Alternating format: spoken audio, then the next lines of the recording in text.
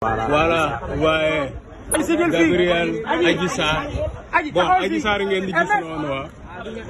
Adji Sarr ngeen gis ni rouge bi. Ci kanam. Adji Sarr ngeen gis noonu rouge bi. Gabriel Kane, El Hadji Diouf. Voilà, ñoom ñooy dem noonu. Gis ngeen na. Voilà, c'est comme ça.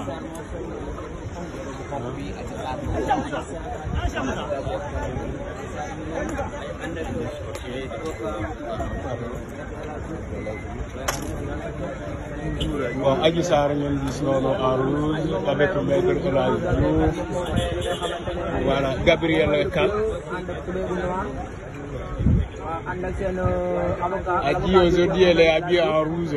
Voilà, moom ngeen di gis noonu même bu fekkee Saint-Valentin bi jotagul moom déjà anticipé na. Voilà. Ok.